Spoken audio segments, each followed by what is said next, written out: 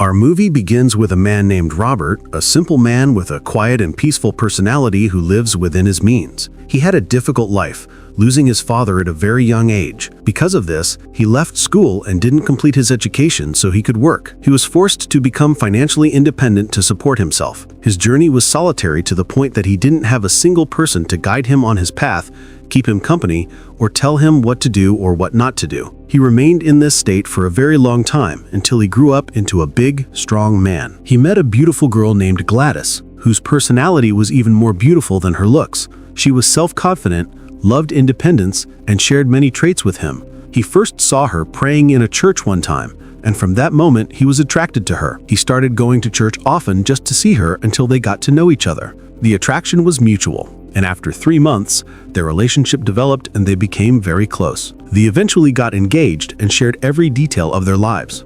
There was an amazing chemistry between them, and thankfully, after a few months, God blessed them with a baby girl who inherited her mother's beauty and delicate features, looking like a miniature version of her. Because of this, Robert began to feel that his life finally had value. For the first time, life seemed to be working in his favor, pleasing him instead of always opposing him and standing in the way of his happiness. However, sadly, Robert couldn't spend all his time with his beloved because he worked as a logger and railroad worker. This job was physically exhausting and forced him to be away from home for long periods. He didn't work independently, but was part of a company that directed him to different locations periodically. This company was harsh and cruel.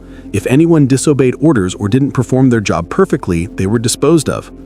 Robert once witnessed a colleague being taken away right in front of him without warning and thrown off a high bridge. Robert kept asking them, "Why are you taking him? What did he do?"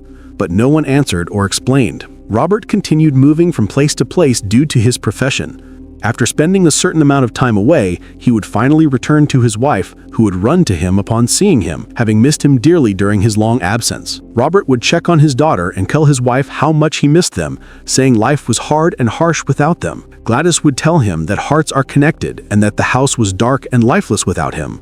Robert would take money from his pocket, the result of months of back-breaking work, and give it to his wife. Thankfully, the money this time was a bit more than before, so he felt that all the sacrifice was worth it to provide for them, as nothing was more important to him than their happiness and security. That same day, Gladys decided to celebrate his time off by cooking a royal meal. They enjoyed the warm family atmosphere, trying to spend as much time together as possible before Robert had to travel again. Gladys made a fish trap so they could eat from it, and afterwards they took photos with their daughter as a keepsake. They stayed like this for a short while until Robert returned to work, traveling once again from state to state and moving from one job to another to earn money to support himself and his family. During this time, Robert met all kinds of colleagues, as they changed frequently. Among them was a man who worked with him for 2 whole months without speaking a single word, as he was extremely introverted and disliked teamwork, only doing it out of necessity. One day, a stranger came to the forest where they were working,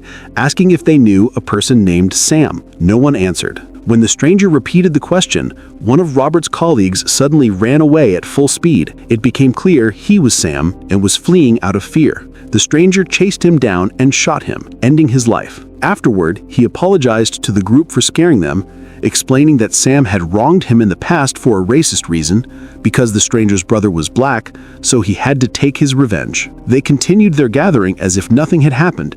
They were used to witnessing crimes and death in their dangerous line of work, facing risks 1,000,000 times a day. Robert tells us he got to know an older colleague named Arn. Arn was an old man, very skilled at his job, but of unknown origin. No one knew his background or if he had a family.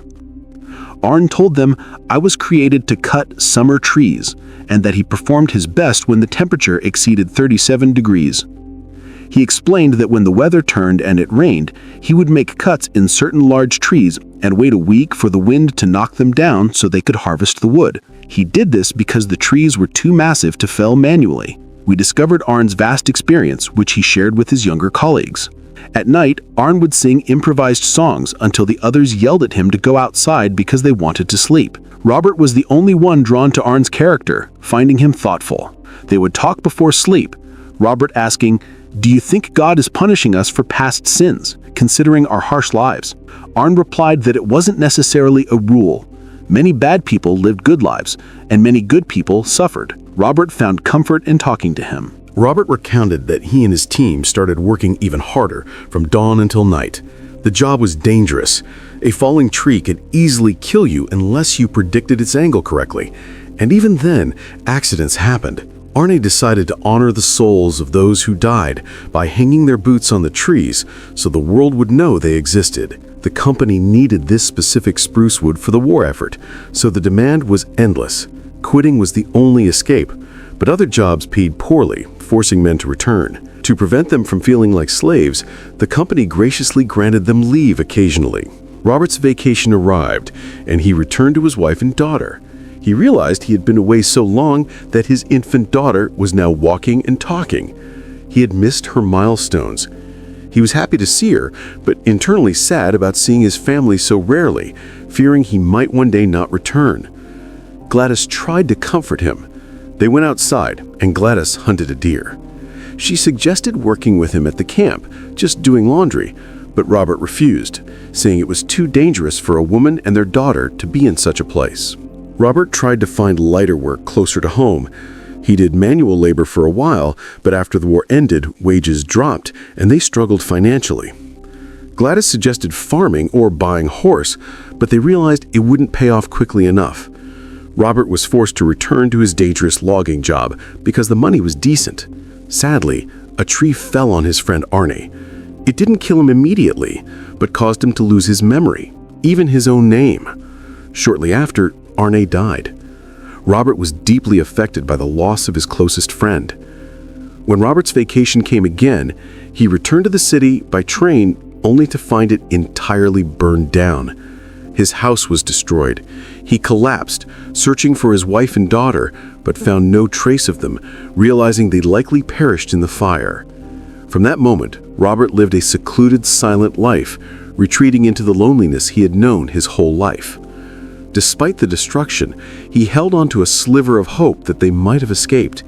He decided to work in the same city, hoping to find them. He began to hallucinate, hearing their voices and seeing them, nearly going mad from grief and the tragedy of his daughter's short life. One day, an acquaintance brought him food.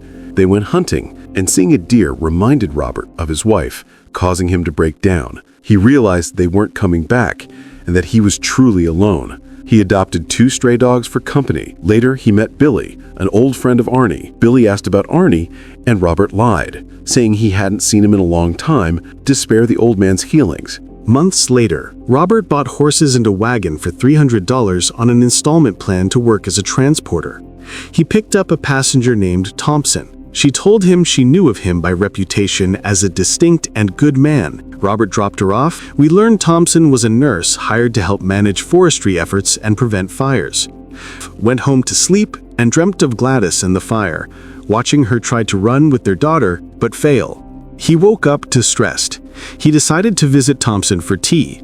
He opened up to her about his wife and daughter, confessing he often saw visions of them, only for them to vanish. He asked her not to think he was weak or crazy. Thompson comforted him, revealing she had lost her husband a year ago and understood his pain. She told him nothing happens by coincidence and that their meeting had a purpose. That night, while walking, Robert found a girl lying on the ground who looked like an older version of his daughter. He carried her home and treated her broken leg. He stayed up watching her, but fell asleep. When he woke up, she was gone. He realized it was another vivid dream, yet he couldn't accept it, going out to search for her everywhere. The days passed, and everything changed except Robert. His life remained stuck in time, as if time had stopped just for him. Suddenly, his life flashed before his eyes.